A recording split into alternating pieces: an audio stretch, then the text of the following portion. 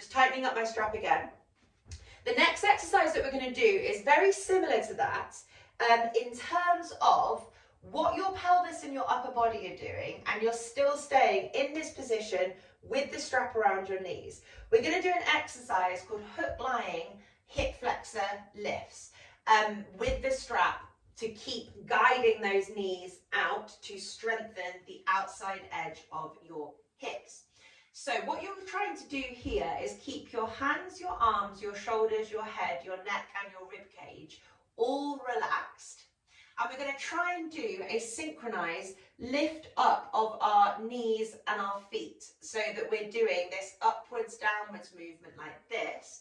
We're not trying to take the knees too far, so this is not a competition about how much you flex your knees towards you. What we're trying to do is keep our bottom of our ribs and our lower back against the floor using our abdominals. So we're lifting the knees up and down like this using the muscles of the hips, and the abdominals are doing their job of stabilizing the rib cage so that they're not getting involved in the movement of hip flexion. So I mentioned it earlier, but lots of people's abdominals just grip on to help them lift their legs up because they've lost control of their hips. But by doing this, we're teaching your abdominals what they should be doing, which is stabilizing the rib cage and keeping that on the floor, and the hips are then allowed to do their own job without the abs interfering. So we're trying to keep hands, arms, shoulders, jaw, breathing, head all relaxed. This is not you using your upper body at all. We're using the rib cage downwards to create the movement. So we're tilting the bottom of the back of our ribs into the floor and feeling that kind of grounding through the bottom of our back of our ribs into the floor. And as you do that, you may feel how that creates that sort of length through the lower back. That is slight lumbar flexion, and it's probably slight thoracic flexion. But that's going to then engage the abdominals lightly.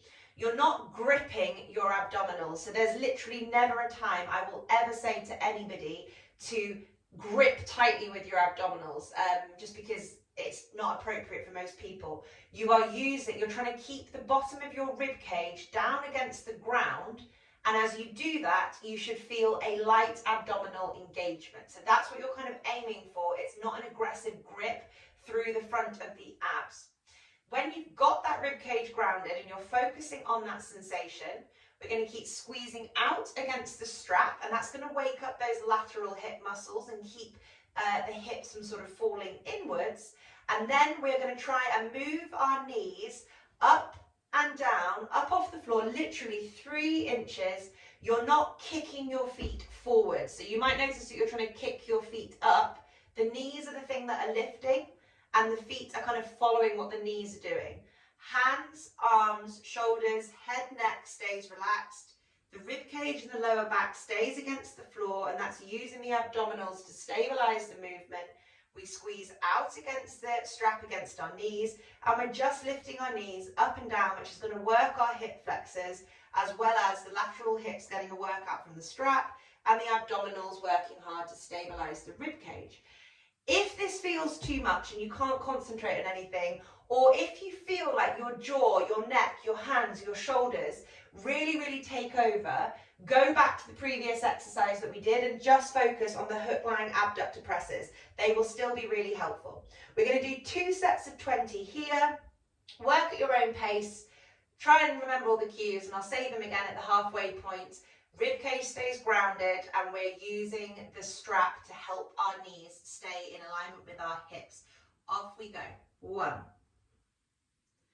2, 3, 4. Keep the upper body relaxed. Hands, arms, shoulders, head, neck, breathing. 6, 7, 8, 9, 10,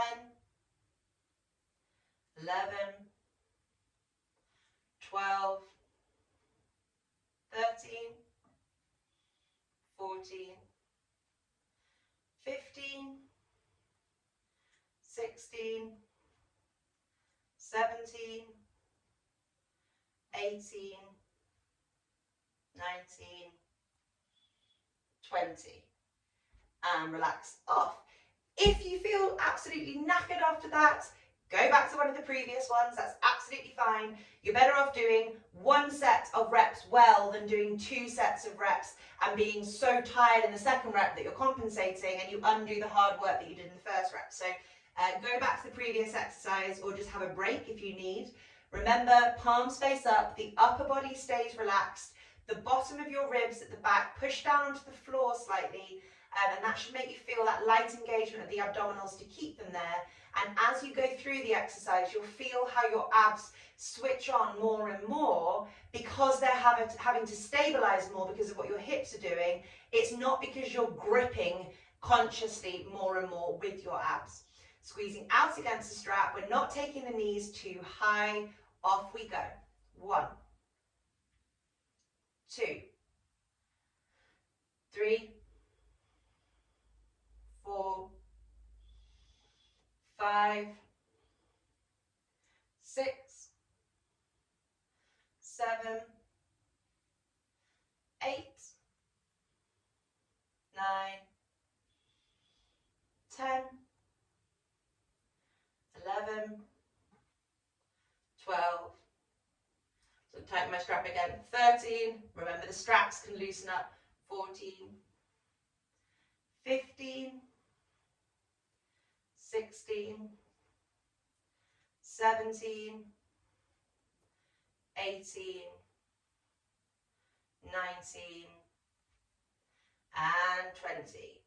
Good job. We are going to leave the hip flex and abdominals alone for now.